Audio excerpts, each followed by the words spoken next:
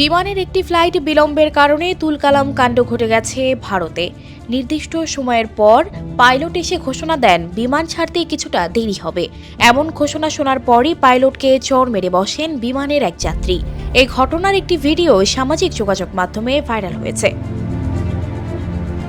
দেশটির গণমাধ্যম এনডিটিভি জানায়, ইন্ডিগো বিমানের ফ্লাইটটি উড্ডয়নের জন্য প্রথম যে পাইলটকে প্রস্তুত রাখা হয় তিনি যথাসময়ে আসতে পারেননি।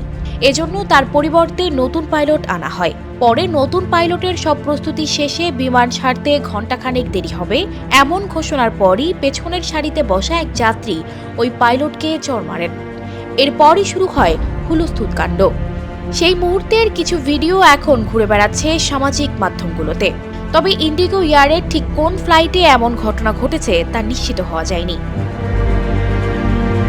ভিডিও দেখার পর এক নেটিজেন লিখেছেন, বিমান দেরিতে ছাড়ার ক্ষেত্রে পাইলটের সাথে এমন আচরণ করা উচিত হয়নি।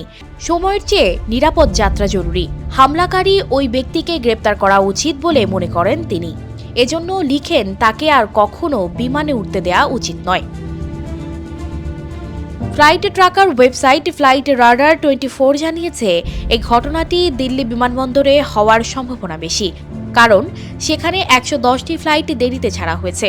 এছাড়া বাতিল করা হয়েছে 79টি ফ্লাইট। প্রত্যেকটি ফ্লাইট গড়ে প্রায় 1 ঘন্টা দেরি করে ছেড়েছে। তীব্র শীত ও ঘন কুয়াশার কারণে ভারতের রাজধানী দিল্লিতে রেড অ্যালার্ট জারি করা হয়। সেখানে তাপমাত্রা নেমেছে 3 ডিগ্রি সেলসিয়াসে। ট্রেন থেকে শুরু করে বিমানের সব ফ্লাইট ছাড়তে বিলম্ব হচ্ছে। সানজিদা রহমান, প্রবাস খবর।